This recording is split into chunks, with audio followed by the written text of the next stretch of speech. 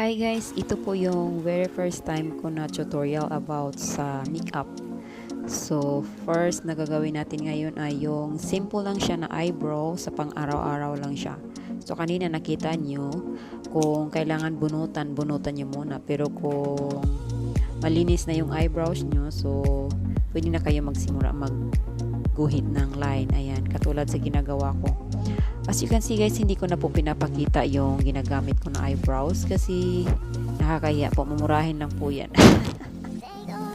Ayan po, sundan nyo na lang po yung ginagawa ko. Yan po ay medyo mabilisan na yan kasi may madalian kaming lakad, so naisip ko lang mag-tutorial na lang. Pero hindi pa talaga yan ang pinaka the best na kilay. So yan, kumbaga parang mabilisan lang yan, pang araw-araw lang yan. Ayan, ganyan po muna yung simula. Magguhit muna kayo sa gilid-gilid.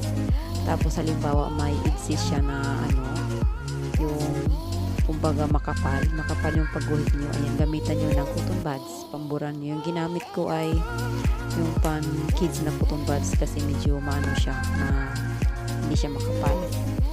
Any kind, basta cotton buds, pamburalin nyo lang. O kung anong gusto nyong ibura dyan. Ako cotton buds naman yung ginagamit ko. So, kanya-kanyang paraan na yan. Ayan, ganyan siya guys. Tapos, mas maganda siya, gamitan nyo ng brush. Ayan. Any kind na brush. Kung ano yung meron kayo dyan. Kung gusto nyo yung brush sa paa, pwede rin. Ayan. So, ayan, nakita ko na medyo makapal na naman. So, nagbawas na naman ako gamit ng cotton buds. Ayan yung ginagamit ko guys ay yan siya, yung powder na eyebrows. Powder. Siya, dark brown. Yung ginagamit ko rin na pencil na mumurahin lang din ay dark brown din siya. Yung dark brown din yung powder. Sa eyebrows din siya. Guys, pwede nyo siya lagyan ng powder para mas maganda yung niya. Maganda yung niya. Kumbaga yung shading maganda. Pero kung wala kayong powder na para sa eyebrows, okay na rin yung pencil na rin. Kayong bahala kung gusto nyo yung itim o kung anong kulay na gusto nyo. Yung akin, usually ginagamit ko is dark brown. Yan siya.